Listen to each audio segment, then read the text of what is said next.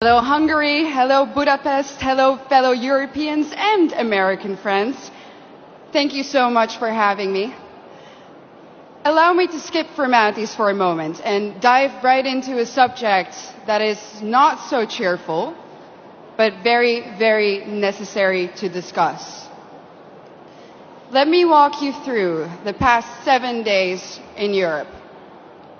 This week in Stockholm, 3 elderly women in their 70s were stabbed in broad daylight on the streets. In London, 4 people were stabbed in a time span of just 42 hours.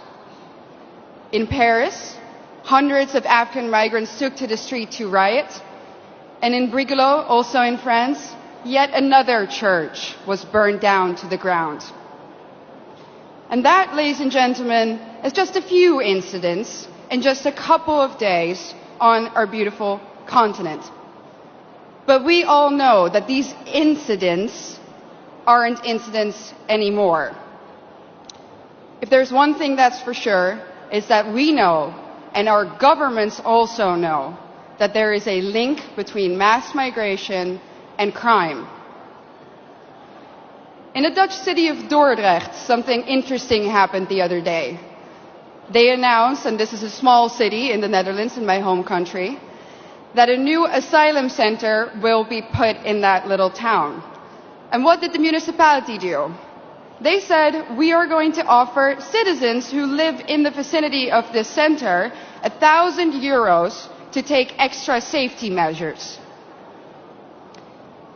Our new reality in Europe consists of frequent rapes, stabbings, killings, murders, shootings, even beheadings.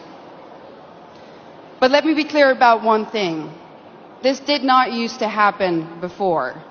This is a newly imported problem. Samuel P. Huntington predicted this over 25 years ago when he wrote, and I quote, "In the new world of mass migration, the most pervasive, important and dangerous conflicts will not be between the social classes. They will not be between the rich and the poor. They will be between peoples belonging to different cultural entities. Tribal wars and ethnic conflicts will occur within civilizations." Well, boy, was he right. And the worst part is, we as a society seem to have become indifferent to it. When another white boy or white girl dies at the hand of an immigrant, we might shake our head, we might let out a sigh, we might even get angry for a minute or two, and then we go on with our lives. We offer the family thoughts and prayers, but nothing ever changes. Ladies and gentlemen, what does that say about us? This is a response of a society that has already given up. A society that has already accepted its defeat. But is this true? Have we given up? Do we really accept the new reality that our globalist leaders have in mind for us?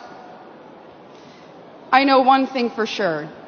And that is that if nothing changes, if we don't start to seriously fight for our continent, for our religion, for our people, our countries, then this time that we live in will go down in history as the time in which Western nations no longer had to get invaded by hostile armies in order to be conquered.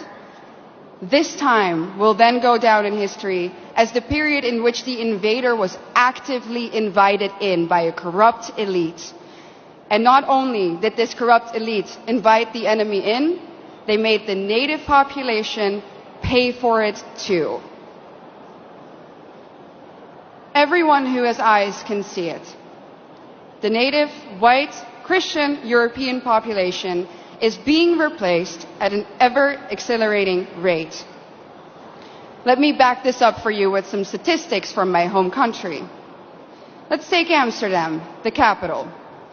Amsterdam currently consists of 56% migrants. The Hague, 58% migrants. Rotterdam, almost 60% migrants. And of course, most of these immigrants come from non-Christian, non-Western, African and Middle Eastern countries. Conclusion: the Dutch population is already outnumbered in the majority of our cities. But let's look onwards. London, 54% migrants. Again, conclusion, native population outnumbered. Brussels, color me shocked, 70% migrants. Conclusion, native population majorly outnumbered. And other Europeans will of course follow suit soon if they haven't already. So I'm going to draw the forbidden conclusion here.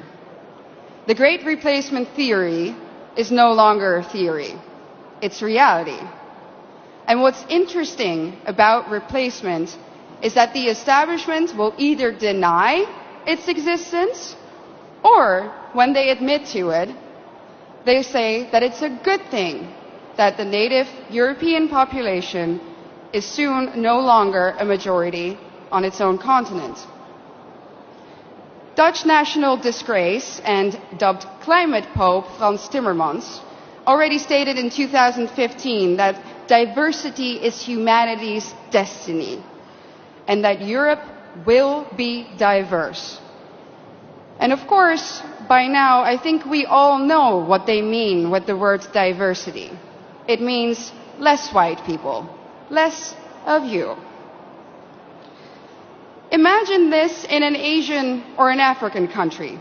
Imagine their leaders rejoicing in the fact that their people will soon no longer be a majority in their own country.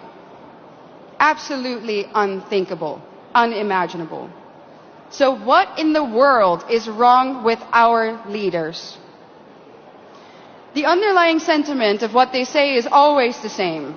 Our establishment claims that white people are evil and that our history is somehow fundamentally different from that of others.